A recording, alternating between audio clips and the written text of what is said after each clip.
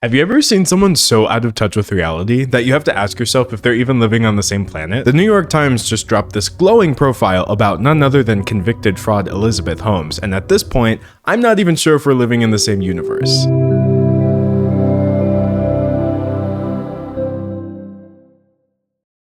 Hi, I'm a random person on the internet. You're a random person on the internet. And together, we're here to talk about Elizabeth Holmes. Now, I feel like Elizabeth's fall from world-changing billionaire CEO to convicted white-collar criminal has been happening in the public eye for years now. Between the 2018 book, the 2019 documentary, the 2019 podcast, or even the 2022 TV adaptation of the 2019 podcast, there's literally no telling how many people are familiar with her unethical actions and criminal fraud charges, which resulted in an 11-year jail sentence that she has not yet started. Now, even though the world has been fascinated with her story, Elizabeth herself has laid relatively low this whole time. But I guess she had a change of heart because the New York Times just published her first interview since 2016, and it is terrible. Since Elizabeth's rebrand into Liz is obviously just a desperate attempt to avoid her jail time by rewriting history, we'll revisit the actual key details involved in her case before getting into the article. So even if you're not 100% familiar, I've got you covered. Now, this is just a quick video about something I felt like talking about, but I'm always working on much bigger deep dive videos, like my last one about internet menace Andrew Tate. So if you're ever looking for something much longer to watch, you should definitely check that one out. If you've already checked that one out and you're wondering about the next one, then the good news is I've already started it. I won't tell you who it's about just yet, but I will tell you how you could possibly get a shout out in that next video, so stay tuned until the end of this one. Anyway, before we get started, let's take a quick look at today's sponsor. Today's video is sponsored by Grammarly. You know what? Let's talk about AI for a second. It helps a lot with communication, but it's still really important to make sure that everything I write still feels true to myself. And that's where Grammarly Go comes in. Grammarly Go provides generative AI communication assistance that is personalized, so it helps you not only be more productive, but stay creatively authentic while doing so. I'll show you 3 ways I use Grammarly Go right now. So first up, writing. I click set voice, which lets me personalize the tone and overall style that I'm going for. Then Grammarly Go helps me create high quality communication that's professional and personal at the same time. The second thing is ideating. Sometimes getting started is the hardest part, but now I can provide a prompt and Grammarly Go can provide some ideas. It can be so helpful to use these ideas as a launching pad as I create. The third thing Grammarly Go helps with a lot is rewriting. Sometimes I already have something, but I may want to make it even more effective. Grammarly Go can instantly rewrite text, helping me get that much closer to what I'm going for. Now it's time to see what you can create with Grammarly Go. Sign up at grammarly.com/Wallace and get 20% off Grammarly Premium today. Now let's get into the video. I'm not going to go super in depth into Elizabeth Holmes' whole backstory because like I said, we've already been doing that for years. So instead, we'll just review the main points. In 2013, medtech company Theranos announced a partnership with drugstore chain Walgreens, in which Walgreens planned to put Theranos' revolutionary new blood testing machines in locations all over the United States. Theranos had been operating under the radar up until this point, but it had already generated tens of millions of dollars in venture capital funding in the previous years. And the face behind these mysterious testing machines and massive Walgreens deal was one Elizabeth Holmes. It's about technology, it's about people, it's about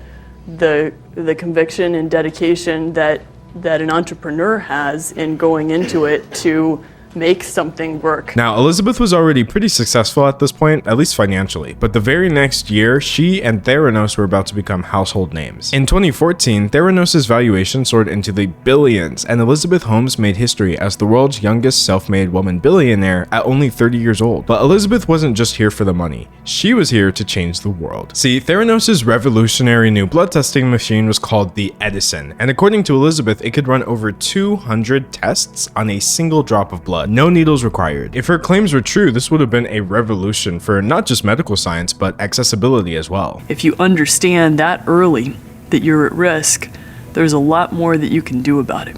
And we'd like to see a world in which every person gets access to this type of basic testing. At this point, Elizabeth Holmes was on the Forbes list, she was being called the next Steve Jobs, and she basically became the poster child for breaking the glass ceiling in Silicon Valley. Everybody loved Elizabeth Holmes, but there was just one little problem. In 2015, the Wall Street Journal dropped a scathing and detailed expose which showed that Theranos' entire premise hinged on a lie. The Edison machine didn't actually work. In fact, it gave out inaccurate blood test results. But if that's not bad enough, the article claimed that Theranos was fully aware of this. Instead of just delaying everything until they got the Edison machines to work, Theranos made it seem like they had it all under control by using existing blood testing devices from other companies and passing it off as their own work. Overnight, Elizabeth went from the pedestal to the hot seat, but she claimed that this was all just some elaborate plot to take her down. This is what happens when you work to change things, and first they think you're crazy, then they fight you, and then all of a sudden you change the world. So what was the truth? If Elizabeth was right, then why was this condemnatory information coming directly from whistleblowers from within Theranos? But if the Wall Street Journal was right, then surely there would be some sort of official consequences, right? Well, it was 2016 and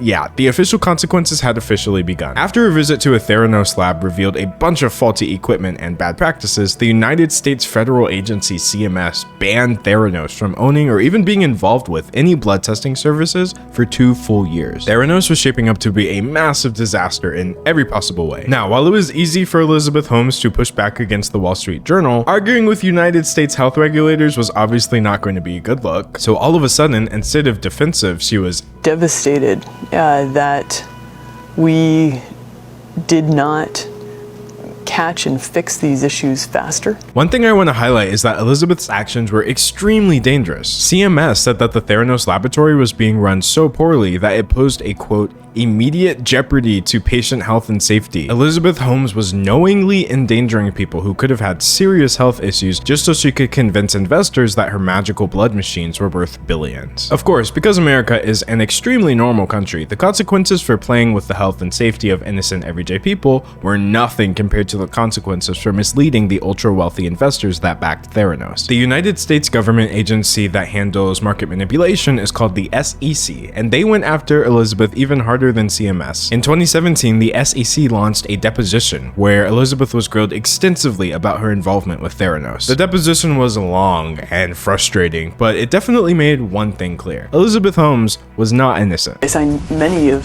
the Walgreens agreements. I don't know if I signed all of them.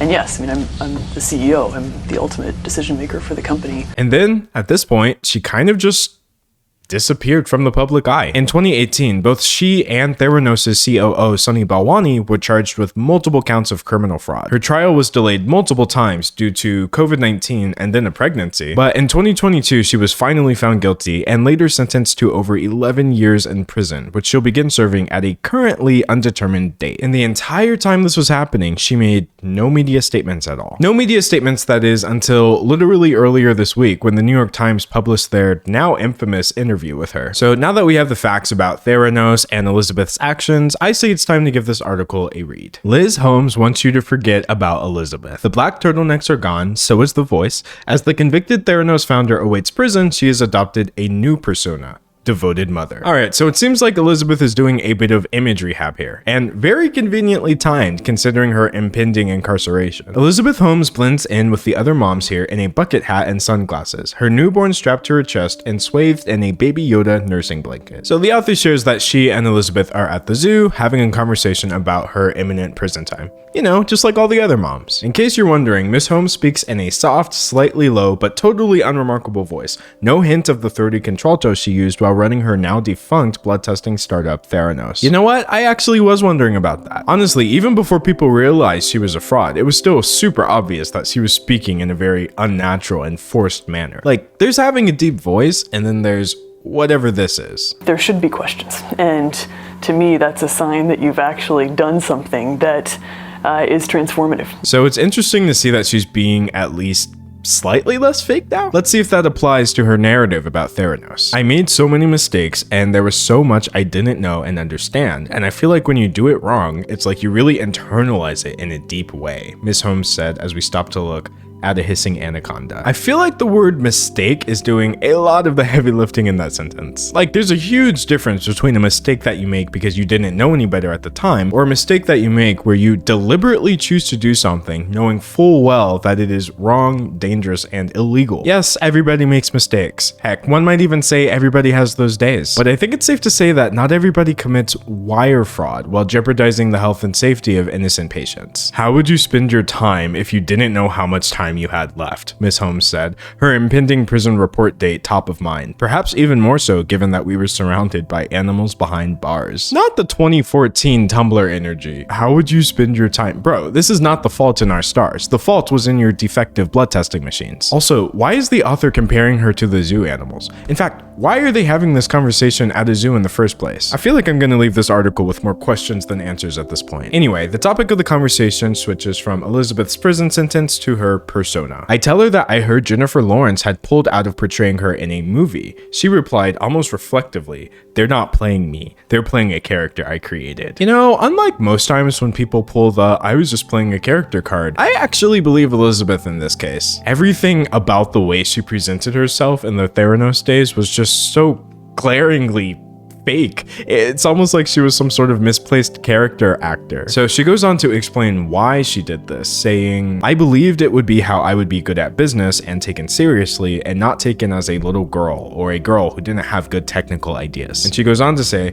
"Maybe people picked up on that not being authentic since it wasn't." Now, I understand the reasoning here, because in our society, women do have to work harder to be taken seriously, especially in a male-dominated field like Silicon Valley. But the issue here is that regardless of how she presented herself, she did not, in fact, have good technical ideas. Theranos' entire premise was just a pipe dream. Anyway, the author wraps up the zoo encounter and gives a recap of Elizabeth's actions at Theranos and the resulting trial and sentence, including this great quote from her lawyer, by the way. Lance Wade, a lawyer for Miss Holmes, said that his client made mistakes, but mistakes are not crimes. But, like, they can be. This logic is so ridiculous because it basically excludes every single crime in the entire world. Like, yeah, I kidnapped your dog or whatever, but I now see that as a mistake. So was it really illegal? But yeah, we already know the series of unfortunate events that led up to the big jail date. But what this article shares that we didn't know before was exactly what Elizabeth is doing as she waits. They were counting down the days until April 27th, when she had been required to report to federal prison camp in Bryan, Texas for over 11 years. The author then describes what Elizabeth was doing, from ordering takeout to singing along with music at a breakfast place to going for a walk on the beach with her partner Billy Evans and her dog Teddy. On the second day we spent together, Mr. Evans asked me what the most surprising part of spending so much time with Miss Holmes was. I told him it's that I didn't expect her to be so normal. Now, I think this is an understandable reaction because, in fairness, I wouldn't expect Elizabeth Holmes to be very normal either. But where this writer really started to lose me was where she starts trying to paint this really complex other side of Elizabeth that we never got to see. I realized that I was essentially writing a story about two different people. There was Elizabeth, celebrated in the media as a rock star inventor whose brilliance dazzled illustrious rich men and whose criminal trial captivated the world. Then there is Liz, as Mr. Evans and her friends call her, the mom of two who, for the past year, has been volunteering for a rape crisis hotline, who can't stomach R-rated movies, and who rushed after me one afternoon with a paper towel to wipe a mix of sand and her dog's slobber off of my shoe. So I think there's two main issues here. Number one, these are not two different people that you're writing about. This is the same person who did all of these actions. Something as small as wiping off someone's shoe, or even genuinely great things like volunteering for a crisis hotline. These are great areas for Elizabeth to be focusing her energy on, and so it's nice to see that, I guess. But this whole, hey look guys, she has human decency angle would only work if she were to admit and acknowledge that her actions in the past were completely and utterly indecent. And up until this point in the article, I haven't seen any of that at all. The second thing is,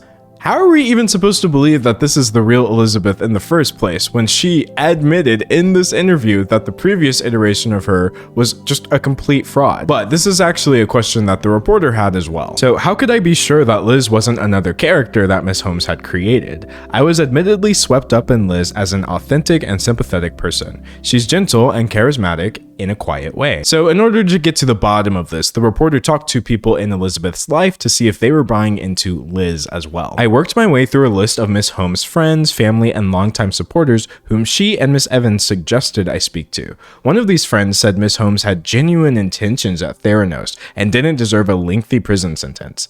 Then this person requested anonymity to caution me not to believe everything Miss Holmes says. I guess when you're a fake person, you wind up attracting fake friends. Who would have thought? If the people who actually know Elizabeth personally aren't even falling for Liz, then I have no idea why this article seems to think that we're going to. I tried to ask Miss Holmes this directly. How do I believe you when you've been convicted of basically lying? Wait, why is basically in parentheses? She lied! But how could I ask someone who was nursing her 11-day-old baby on a white sofa 2 feet away if she was actually conning me? And speaking of the baby, the article goes on to explain that a lot of people think Elizabeth is just using her kids as a get-out-of-jail-free card. Ms. Holmes' defense team partly cited her 2 very young children and arguing that she should remain free while appealing her fraud conviction. A Daily Mail headline referred to the baby as a last-ditch bid for a new trial. Now, I obviously can't say whether or not someone had an entire family just so people would feel sorry for them and not send them to jail. But the fact that her legal defense team literally did try to use her kids as a reason for why she should be free right now says a lot, regardless of what her intentions were. It all just feels very convenient. But according to Elizabeth, she and Billy didn't even think she was going to go to jail when they decided to have kids. She fell in love with Mr. Evans in 2017. They did not anticipate that she would be indicted. They did not anticipate that she would be sentenced to 11 years. They always wanted a big family. I don't know what's worse, if this is a blatant lie since it was obvious to anyone with a brain that she would wind up facing jail time over this, or if she's actually being honest and she genuinely thought that she was going to get away with what she did. But yeah, according to Elizabeth, this was all just the power of love. Finding your person in the middle of all of this and experiencing that love when you're going through hell is the most beautiful thing I've ever experienced. I'm really glad that she was able to turn her crumbling empire built on lies into a beautiful experience. If only the experience was as beautiful for all the people who worked at Theranos and wound up losing their job because you decided to burn the company down by lying to everyone for years. Anyway, speaking of Theranos employees, Elizabeth goes on to claim that Sunny Balwani, aka the other person who caught criminal fraud charges over this, was not only abusive and controlling, but that he was actually the one behind the Holmesification. She said that Mr. Balwani forced her to stop talking to her family and Stanford friends and pressured her to adopt the black turtleneck red lipstick persona. Now, there's absolutely no doubt that Sunny Balwani is a horrible person as well, but the idea that he's the one who turned Elizabeth Holmes into Elizabeth Holmes is such a cop-out that even the author checks her on that one. I asked Miss Holmes to clarify what she meant. As CEO, wasn't she in charge?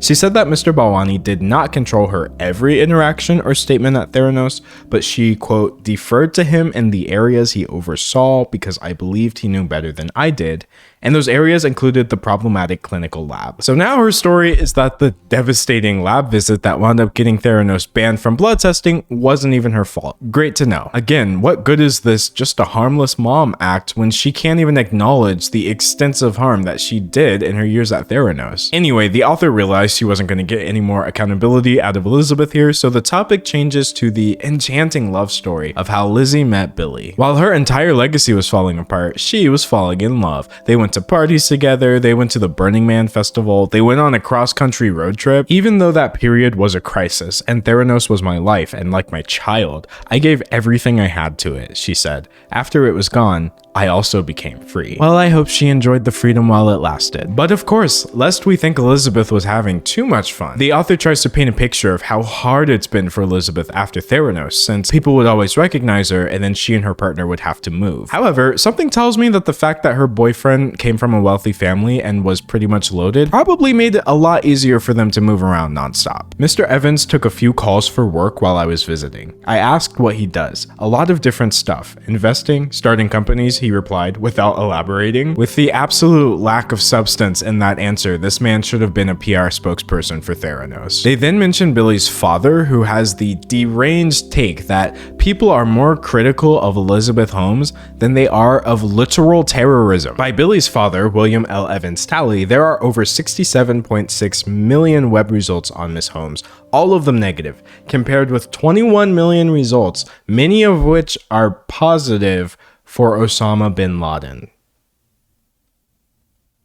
Yeah, I'm not even gonna try to formulate a response to that. Elizabeth's own father has a similar stance as well, that people are being overly critical of her. Everybody got on the train that Elizabeth was evil, and it was great copy, and they took it and ran with it, Miss Holmes' father, Christian, said. Yeah, but like, everyone was right though. It's not like this was just some small thing that people blew out of proportion. Elizabeth Holmes was a billionaire who exploited people less fortunate than her, aka literally everyone. That is pretty much the textbook definition of being evil. But if that was not bad enough, Elizabeth and her supporters actually go on to claim that all of this happened not because she was this evil, fraudulent billionaire, but because she is a woman. Miss Holmes's defenders, stretching back to childhood, said in letters to the court and in conversations with me that the feverish coverage of Miss Holmes' downfall felt like a witch trial, less rooted in what actually happened at Theranos and more of a message to ambitious women everywhere.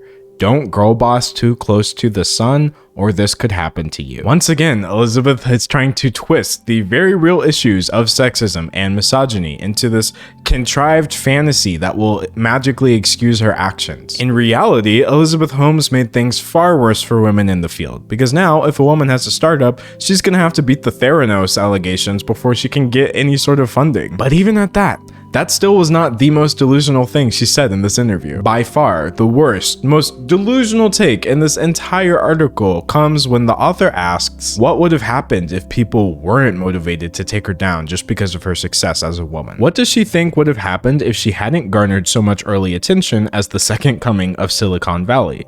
Miss Holmes does not blink.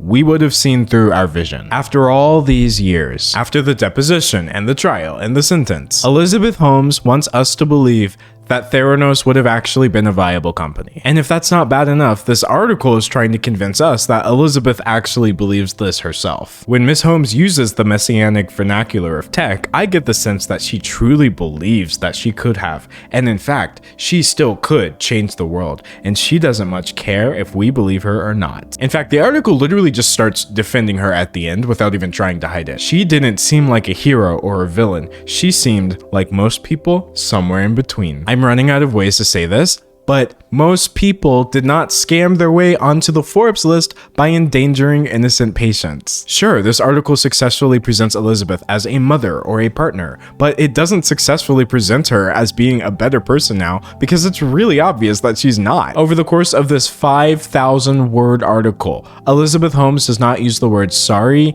even once. There's not a shred of remorse here. In fact, the only thing Elizabeth actually expresses any sort of sadness over in this entire interview is the loss of her company. No matter how you look at it, Elizabeth is a lot closer to villain than most people are even capable of becoming. As Miss Holmes broke down thinking about what her children will be like in 11 years, I kept going back to her central promise at Theranos. The technology that she invented would, in her words, create a world in which no one ever has to say goodbye too soon. And there she was, preparing to do just that. And there we have it. The article ends by trying to frame Elizabeth Holmes as being just as much of a sympathetic victim as the people she was endangering at Theranos. Literally, what did I just read? So that's the story of how Elizabeth Holmes and the New York Times tried to start a redemption arc that was even more forced than the voice she used to use when she worked at Theranos. But oh man, did it backfire. Because the New York Times is so big, this article reached quite a few eyes, and those eyes did not like what they were seeing. From the moment this article dropped, people were being very vocal online about the fact that they were not buying into Elizabeth Holmes' new persona, even for a second. It's great that she wears neutrals now, but people would have died. This person is of course referring to the two original photographs taken for the interview in which we see Elizabeth Holmes' new style. She really thought that all she had to do was trade in her turtleneck for a Target sweater and then everyone would just magically forget about her controversy. Ladies, get yourself a man who loves you as much as the New York Times loves rehabilitating the reputation of white-collar criminals. It really does come across as some sort of weird pseudo-romance between the New York Times and Elizabeth Holmes' previous prestige and current privilege, but there's even less chemistry going on here than there was at Theranos' laboratories. Responding to the author, this person said, "You spent a lot of time with Elizabeth Holmes and got conned, just like her board, her investors, and her employees. And at least none of those people knew she was a fraud. At this point, if you believe anything that comes out of Elizabeth Holmes' mouth, that is on you." This last tweet, though, I think is the most poignant. Pretty incredible to write a performatively angsty bazillion-word profile of Elizabeth Holmes without ever addressing the certainty that her lies would have killed people if she hadn't been busted, or the equal certainty that she she herself knew this. The fact that the New York Times would platform someone like Elizabeth Holmes without challenging any of her assertions or even bothering to hold her accountable for her own actions is just sad. However, this is where things get interesting. It's pretty common for people to come together online and call out things that don't sit right with them, but in this case, it wasn't just the people. This article was such an affront to journalism that even other media outlets started calling the New York Times out for this. The New York Times' fawning profile of Elizabeth Holmes did not need to exist. There really is a special kind of annoyance that comes from seeing something completely devoid of necessity, like that article. It's not even like it was a slow news week, because in 2023, something happens literally every 5 minutes. This Guardian article says in the subhead, the Theranos founder and convicted fraudster used a New York Times profile as a shameless PR exercise. If only other female convicts were given a first chance, let alone a second. I wish I could act surprised that they want us to have more sympathy for a former billionaire than they do for your average person, but my acting would pretty much just be on par with Elizabeth Holmes' Steve Jobs impression. By far though, this last headline was definitely my favorite. Cute! New York Times helps Elizabeth Holmes launder her reputation before prison. Just as she's set to serve 11 years behind bars for a horrific grift that endangered people's lives, the paper wants you to know she's also a devoted mother. Very cute indeed. So yeah, Elizabeth Holmes in the New York Times, folks.